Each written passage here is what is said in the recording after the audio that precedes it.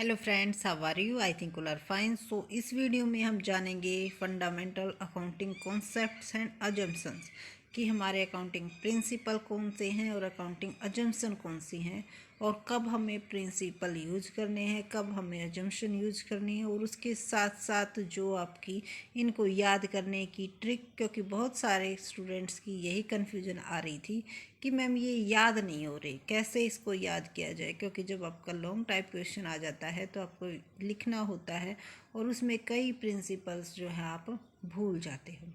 तो जान लेते हैं एक बार इनका ब्रीफ में, जो है इंट्रोडक्शन जान लेंगे, उसके बाद जो ट्रिक है उसको जानेंगे ताकि आपको कोई भी कन्फ्यूजन ना रहे।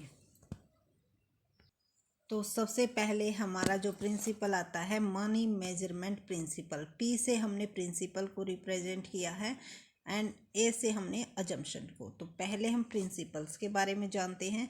Money measurement principle. Money measurement principle हमारा क्या कहता है कि हम सिर्फ उन्हीं ट्रांजैक्शंस की एंट्री करेंगे जिसको किस में कन्वर्ट किया जा सकता है, मनी में कन्वर्ट किया जा सकता है। और इसीलिए हमारी जो क्वालिटेटिव आइटम्स होती है, जैसे किसी एम्प्लॉयज़ का कंपनी से चला जाना या किसी की एंट्री हो जाना, तो उन चीज़ों को हम, या स्ट्राइक हो जाना, ये सब चीज़ें, क्योंकि हम इनको मॉनिटरी में कन्वर्ट नहीं कर सकते, तो इसी प्रिंसिपल के अकॉर्डिंग इनकी हम क्या नहीं करते, एंट्रीज नहीं कर सकते। उसके बाद है accounting period principle. Accounting period principle क्या कहता है कि जो हमारे अकाउंट्स हैं उनके लिए एक पीरियड मेंटेन किया गया है। जैसे कि अब हम किस पे मनाते हैं डाटा, 1 अप्रैल टू 31 मार्च, ताकि सभी जो कंपनीज हैं इसी रूल्स को फॉलो करें और कंपैरिजन वगैरह पॉसिबल हो सके, और जो हमारी टैक्स की पेमेंट है वो भी हम इसी के अकॉर्डिंग कर सकें। उसके बाद है business entity principle. Business entity principle क्या कहता है कि हमारा point of view of business, business के पॉइंट ऑफ व्यू से हम क्या मानते हैं कि बिजनेस और बिजनेसमैन दोनों अलग अलग पर्सन हैं। लेकिन अगर देखा जाए, कई बार कैंडिडेट्स इसमें कंफ्यूज हो जाते हैं कि मैम कहीं पर ये कहा गया है कि बिजनेस और बिजनेसमैन एक जैसे हैं, कहीं पे ये कहा गया है कि बिजनेस और बिजनेसमैन सेपरेट एंटिटी हैं। तो ये डिपेंड करता है आपकी कंटेस्ट में कि किसके कंटेंट में ये कहा गया है। अगर आप पॉइंट ऑफ व्यू देखा जाए, लॉ के पॉइंट ऑफ व्यू में दोनों को दोनों एक माना जाता है। अगर हम कहीं पर धोखा वगैरह करते हैं तो ये माना जाता है कि बिजनेस और बिजनेसमैन एक ही हैं, और उसके लिए हम बिजनेस को नहीं, बिजनेसमैन को ही लाइबल ठहरा सकते हैं। ठीक है। और बिजनेस एंटिटी, तो बिजनेस एंटिटी प्रिंसिपल हमारा क्या कहता है, तो अकॉर्डिंग टू अकाउंट्स हमारा बिजनेस और बिजनेसमैन क्या होते हैं, अलग होते हैं। उसके बाद है मैचिंग प्रिंसिपल। मैचिंग प्रिंसिपल हमारा क्या कहता है कि जिस साल के हम क्या ले रहे हैं, रिवेन्यू ले रहे हैं, उसी साल की हमें क्या भी लेनी होगी, एक्सपेंसेस भी लेनी होगी। उन दोनों चीज़ों को हम यहाँ पे क्या करेंगे, अपने अकाउंट्स में मैच करेंगे। और इसीलिए हम जो प्रीपेड होता है, आउटस्टैंडिंग होती है, मैच करने के लिए हम उनकी एंट्री भी हम यहाँ पे करते हैं। उसके बाद है डूल आस्पेक्ट्स प्रिंसिपल। डूल आस्पेक्ट्स प्रिंसिपल क्या कहता है कि कोई भी एंट्री करती हैं तो उसमें कम से कम दो अकाउंट्स क्या होते हैं, इफेक्ट होते हैं। एक डेबिट होता है तो दूसरा क्रेडिट होता है। दो से ज़्यादा भी हो सकते हैं, लेकिन एटलीस्ट 2 तो ज़रूर होंगी।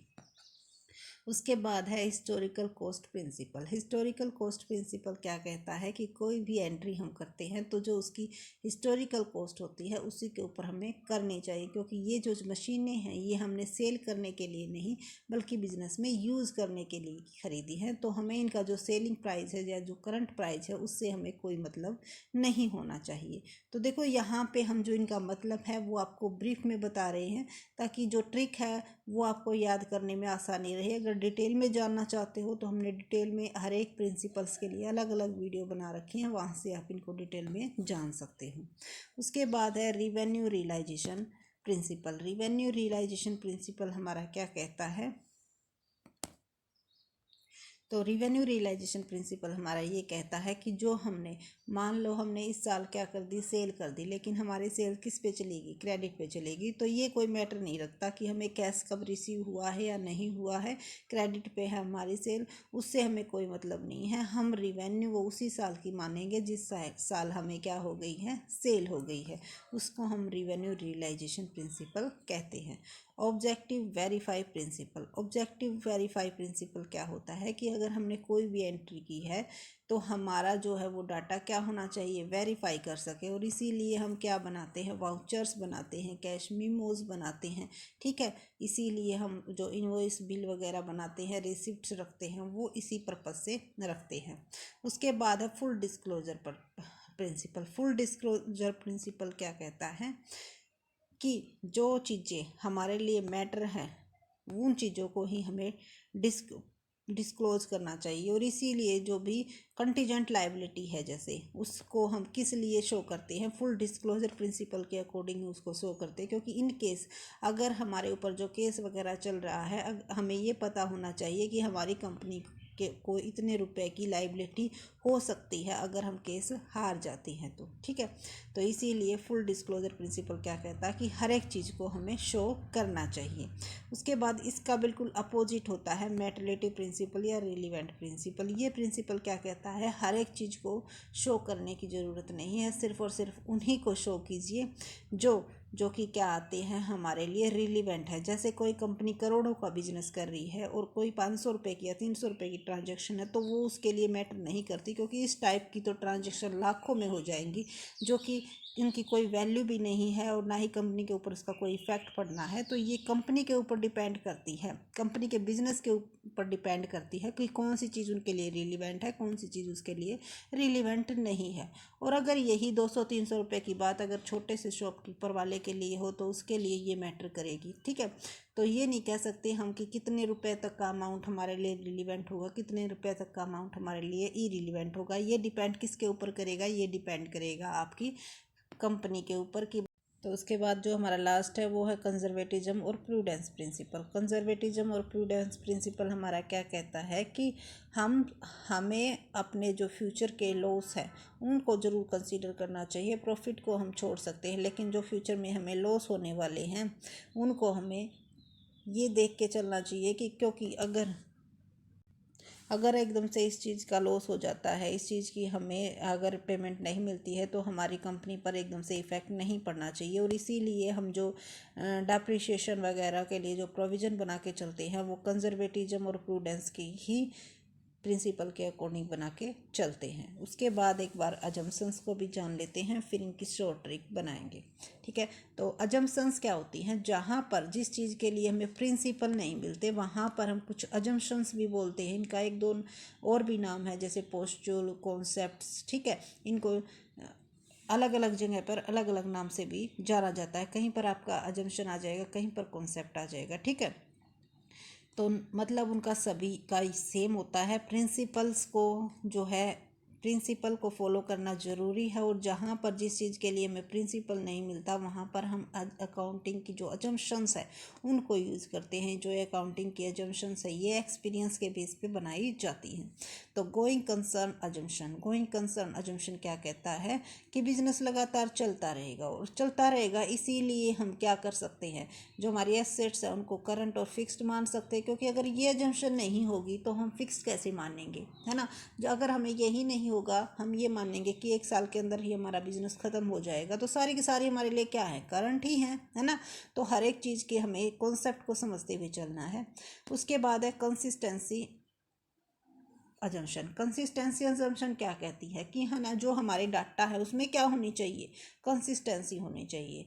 कंसिस्टेंसी का मतलब है कि अगर हमने कोई एक मेथड अडॉप्ट कर लिया है तो हर साल उसी मेथड को अडॉप्ट करेंगे, ताकि कंपैरिजन में हमें क्या हो सके, इजी हो सके कि इस साल हमें इतने का बेनिफिट हुआ है और नेक्स्ट ईयर हमें इतने का बेनिफिट होना चाहिए। उसके पीछे क्या वजह है, इन चीज़ों के बारे में हम तभी पता लगा सकते हैं जब हमने सेम मेथड यूज़ किया हो। जैसे डेप्रिसिएशन का अगर हमने written down value method use किया है या स्ट्रेट लाइन मेथड यूज़ किया है, दोनों में से किसी भी मेथड को यूज़ करते हैं तो हर साल हमें उस मेथड्स को ही यूज़ करना चाहिए। लेकिन ये कंसिस्टेंसी प्रिंसिपल ये बिल्कुल भी नहीं कहता कि आप बिल्कुल ही चेंज नहीं कर सकते। चेंज कर सकते हो, लेकिन कब कर सकते हो, जब आपका डाटा इस जो आप यूज़ कर रहे हो अगर उसकी जगह पे दूसरा लेके आते हो तो उससे आप अपने डाटा को और अच्छे से प्रेजेंट कर सकते हो, तब आप दूसरे को क्या कर सकते हो, चेंज कर सकते हो। उसके बाद है एक्यूरल अजम्पशन। एक्यूरल अजम्पशन क्या कहती है,